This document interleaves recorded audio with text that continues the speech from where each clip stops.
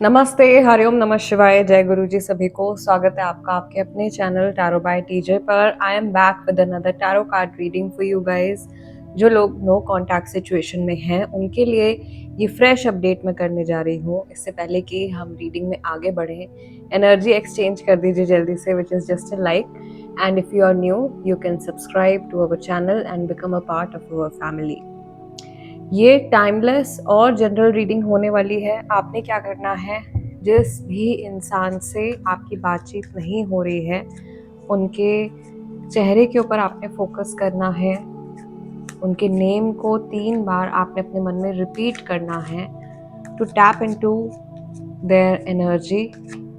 महादेव और माँ भगवती का नाम लेकर के आज का ये डिविनेशन सेशन हम स्टार्ट करने जा रहे हैं।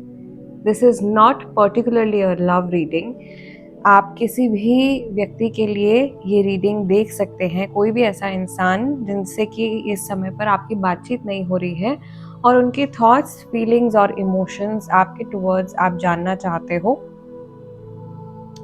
Let's see. सबसे पहले समथिंग कॉमन इस समय पर ये जो आपकी नो कांटेक्ट सिचुएशन चल रही है इसकी एनर्जी क्या है। Oh, we have 4 cards. We actually have 5 cards. So your first card is King of Wands. Then you have 9 of Wands. Then you have 8 of Swords, 4 of Swords. And the Lovers. यहाँ पे बहुत सारे air sign वाले लोग हैं, particularly Gemini राशि वाले। काफ़ी सारे लोग मुझे यहाँ पर दिखाई दे रहे हैं। बहुत सारे लोग ऐसे हैं जिन्होंने अपने आप को एक घेरे में बंद कर लिया है। 4 of Swords is straight away a card of no contact situation where people are isolating themselves। बिल्कुल अपने आप को अकेला कर लिया है, बात नहीं करना चाह रहे हैं, आइसोलेट कर लिया है एंड बहुत सारी सेल्फ लिमिटेशंस में अपने आप को डाल दिया है। अपने माइंड में मान लिया है कि नहीं भाई, बात हो ही नहीं सकती है, या आप चाहते हुए भी इस यूनियन को या इस कन्वर्सेशन को आप मैनिफेस्ट नहीं कर पा रहे हो। ठीक है, ये एनर्जी क्योंकि कंबाइंड है, ये आपकी तरफ से भी हो सकती है, ये सामने वाले पर्सन की तरफ से भी हो सकती है। This is what you both are manifesting right now. ये आप लोगों की कंबाइंड एनर्जी है। मुझे यहाँ पर ऐसा लग रहा है कि आप दोनों में से वो इंसान जिसने इस सिचुएशन को इनिशिएट किया है, यानी कि वो पर्सन जिसने बातचीत करनी बंद करी है अपनी तरफ से, वो अपने डिसीजन को लेकर के पछता रहे हैं, या उनको ऐसा लग रहा है कि उन्होंने शायद जल्दबाजी में ये डिसीजन ले तो लिया है लेकिन अब क्या करें, अब वापस इसको रिवर्स नहीं कर सकते, या जो कह दिया है, जो फैसला ले लिया है उसको कैंसिल आउट नहीं किया जा सकता है। और जो डिसीजन उन्होंने लिया है उसके बिहाफ पर वो अपने आप को जज कर रहे हैं और अपनी गलती को ढूंढने की कोशिश कर रहे हैं। ऐसा लग रहा है कि ये अपनी लाइफ में अपने फैसले की वजह से शायद ये बहुत ज़्यादा अकेले हो गए हैं।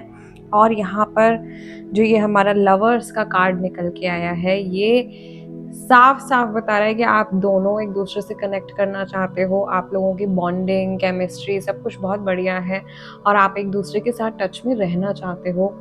दोनों की तरफ से रीयूनाइट करने की एक विल पावर जो है मुझे बहुत क्लियरली इस रीडिंग में दिखाई दे रही है।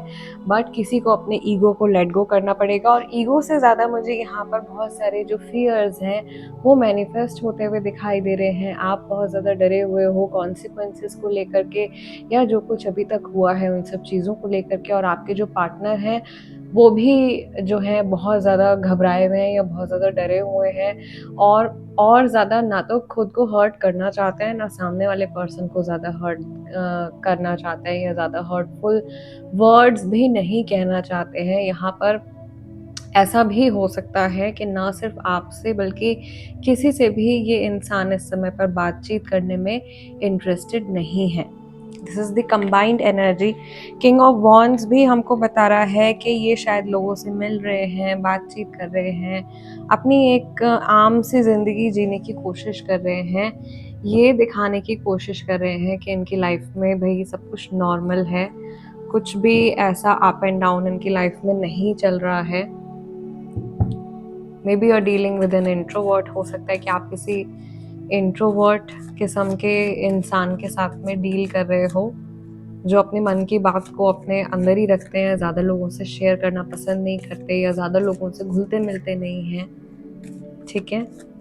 और कई लोग ऐसे भी होते हैं जो बहुत सारे लोगों से बातचीत करते हैं, लेकिन फिर भी उनके मन में जो बात होती है वो उनके मन में ही रहती है। सो उस तरीके के ये इंसान हो सकते हैं। अब हम ये देखने जा रहे हैं with the help of this deck कि ये जो पर्सन है स्पेसिफिकली इनकी एनर्जी, थॉट्स, फीलिंग्स और इमोशंस आपके टुवर्ड्स कैसे हैं।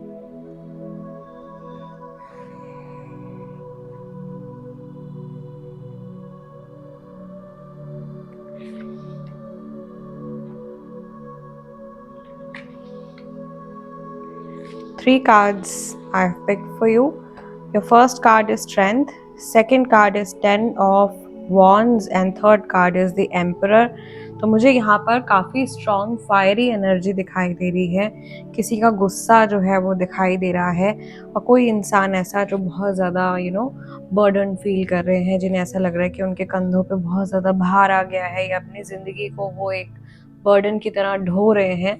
लेकिन एम्परर एनर्जी भी है, तो वो अपनी जो एक स्ट्रेंथ है उसको दिखाने की कोशिश कर रहे हैं और अपनी सॉफ्ट साइड को हाइड करने की कोशिश कर रहे हैं।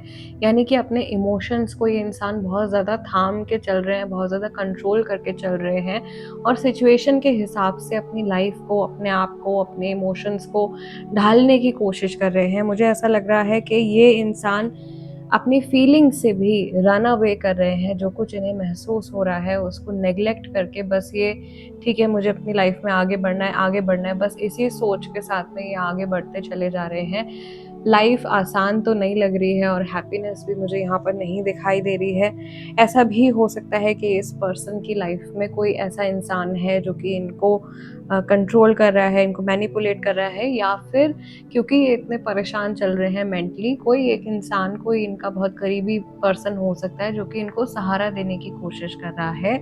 बट ये अपने आप को एज अ वीक पर्सन बिल्कुल भी नहीं शो करना चाहते हैं। What else do we have? We have Nine of Cups and one final card is Two of Cups. This person definitely wants to speak with you. बात करना चाहते हैं, but यहाँ पर भी ये लाला जी जो हैं बैठे हुए हैं और यहाँ पर भी हमारे एम्परर जो है वो बैठे हुए हैं। एक्शन लेने के लिए रेडी नहीं है फ़िलहाल। May be this person has too much ego, या ये बहुत ज़्यादा अभी प्रैक्टिकल होकर के चल रहे हैं। ये इंतज़ार कर रहे हैं कि कभी जब सही समय होगा, परिस्थिति सही होगी, सिचुएशन सही होगी, तभी आपको अप्रोच करेंगे। जब भी बातचीत होगी मैस्कुलाइन की तरफ से, इनिशिएशन होगा कन्वर्सेशन का, यानी कि ये जो लॉजिकल पर्सन है जो अपने दिमाग का बहुत इस्तेमाल कर रहे हैं, इन्हीं की तरफ से आपको कोई कॉल, मैसेज या इन्हीं की तरफ से जो भी बातचीत होगी वो इनकी तरफ से ही स्टार्ट होगी। Now let's wind up the tarot and let's see कि आप लोगों की सिचुएशन में एंजल्स की तरफ से, आपके स्पिरिट गाइड्स की तरफ से क्या मैसेज है। I will pick 3 cards for my viewers जो नो कॉन्टैक्ट सिचुएशन में हैं।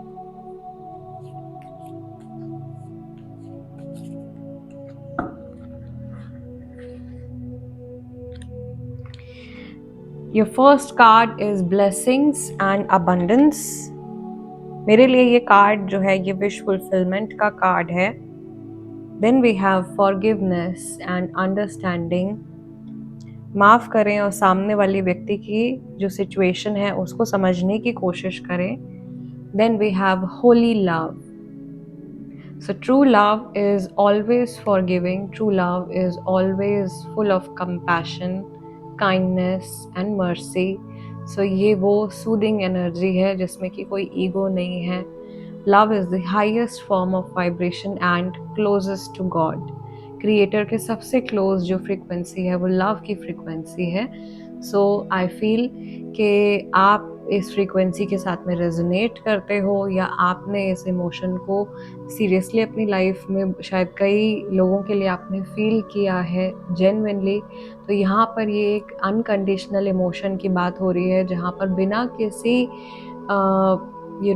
कि आप बिना किसी एक्सपेक्टेशन के, आप एक्सपेक्ट नहीं कर रहे हो सामने वाले पर्सन से 1% भी कुछ भी, and you are just spreading your light. So I feel this is the guidance for you कि अभी आपको शायद कुछ एक्सपेक्ट नहीं करना चाहिए, एंड रेदर एंजल्स, आपके स्पिरिट गाइड्स आपसे कह रहे हैं कि माफ़ कर दीजिए और जो भी सिचुएशन चल रही है उसको समझने की कोशिश कीजिए। अपने आप आपकी लाइफ में ब्लेसिंग्स और अबंडेंस आ जाएगी।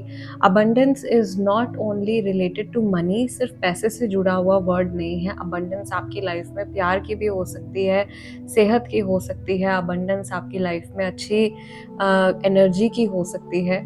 So you can attract abundance of love, abundance of good luck in your life, but आपको अपने अंदर शायद कुछ एक्सेप्टेंस की एनर्जी जो है वो जनरेट करनी है और माफ़ करते चलना है। सो गाइज, आज की रीडिंग के लिए इतना ही। मैं आप लोगों से मिलूंगी अगले डिविनेशन सेशन में। Till then take care. हरिओम नमः शिवाय। जय गुरु जी।